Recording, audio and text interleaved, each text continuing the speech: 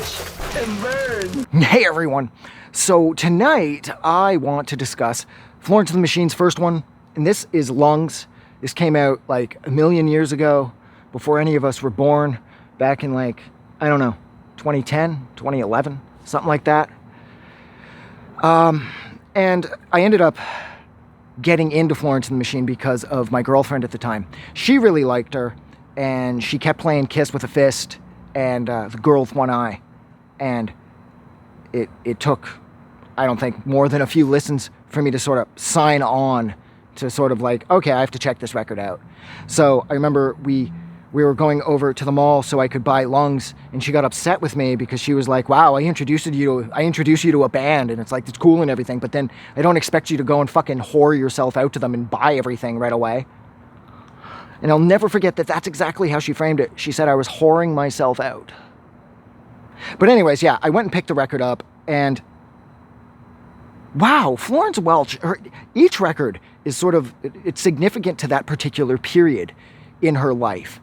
And then it seems that with every new release, there's sort of a whole new brew happening. Because I would argue that Lungs is way more rock focused. Like, with songs like Kiss with a Fist and even the second half, there were the more like heavier elements of Girl with One Eye, or my God, Dog Days Are Over's on here. Rabbit Heart, oh my God, dude. Rabbit Heart is like one of the best songs she's ever written. I love that song because, like, who is the lamb and who is the knife? And Midas is king when he holds me so tight and turns me to gold in the sunlight. I must have listened to that song like 10,000 times. Like I said, I got into I got into Florence through Kiss with a Fist and Girl with One Eye. And I didn't know what Rabbit Heart was. I didn't know how to raise it up. But when I heard Rabbit Heart, that was it. I was going to be a fan of Florence Welch's for like the rest of my life.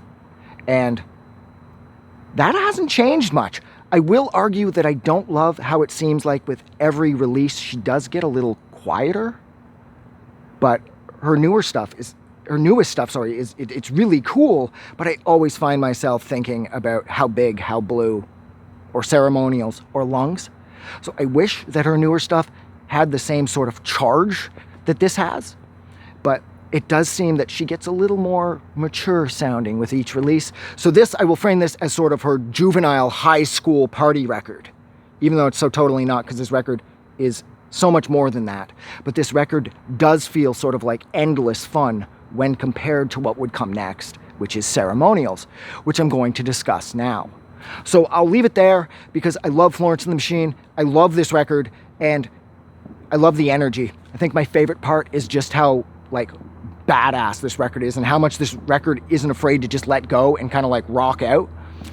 So yeah, so like always, if you like this review, or if you agree with anything I said, or if you disagreed with anything that I said, don't forget to do something nice for somebody. But please, most importantly, don't forget that the world is a better place because you are in it. I'm gonna go. Have a good night.